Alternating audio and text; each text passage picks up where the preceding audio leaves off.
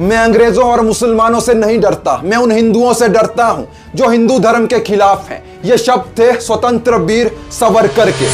हिंद से प्यार करने वाले हम सब हिंदू हैं। लेकिन भारत के ही कुछ नेता वीर सावरकर को वीर नहीं कायर कहते हैं, देशभक्त नहीं देशद्रोही कहते हैं। और उनके लिए विनायक दामोदर सावरकर एक फ्रीडम फाइटर नहीं बल्कि अंग्रेजों के एक नौकर थे।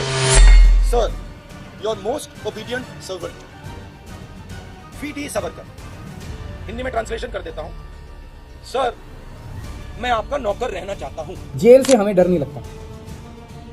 तुम लोग सावरकर की औलाद हो जिसने अंग्रेजों से माफी मांगी थी। लेकिन एक सच्चा हिंदू यह जानता है कि सावरकर न केवल एक क्रांतिकारी थे बल्कि देशभक्ति और आत्म बलिदान की एक अनूठी मिसाल थे। उनका कहना था कि हम सभी हिंदू हैं और हमारे खून में हमारी संस्कृति और समानता है। सावरकर माने तप, सावरकर माने तत्व, सावरकर माने तर्क, सावरकर माने तारुण्य, सावरकर माने तीर, सावरकर माने तलवार,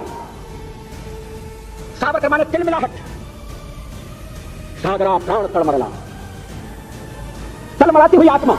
दोस्तों, पिछले 75 साल से हमें एक झूठ पढ़ाया गया है कि सिर्फ गांधी, नेहरू और अंबेडकर जैसे नेताओं ने हमें आजादी दिलाई है, लेकिन यह एक सबसे बड़ा झूठ है। भारत की आजादी में सावरकर जैसे वीरों का बलिदान भी शामिल है। सावरकर की किताबें जला दी गई, उनके विचारों का मजाक उड़ाया गया और उनके आत्म बलिदान को एक माफीनामे तक सीमित किया गया। वीर सावरकर लगभग 11 साल तक अंडमान की सेलुलर जेल में रहे, जहां उन्हें बेड़ियों में जकड़ा गया, जहां वो भूखे प्यासे बिना रोशनी के रहते थे।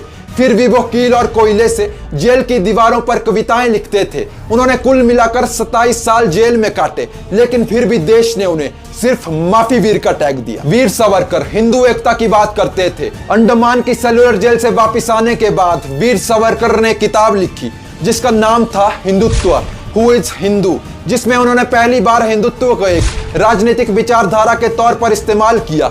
इस हद तक हिंदुत्व का समर्थन करने के कारण उन्हें गांधी असैसिनेशन के लिए भी फंसाने की कोशिश की गई कि उन्होंने नाथुराम गॉडसे का साथ दिया है और गांधी हत्या में मास्टरमाइंड गॉडसे नहीं बल्कि वीडी सावरकर हैं। लेकिन सबूतों के अभाव के कारण उन्हें रिहा कर दिया जाता है। दोस्तों, विनायक दामोदर सावरकर ने गांधी और नेहरू की मुस्लिम वोट बैंक पॉलिटिक्स को एक्सपोज किया।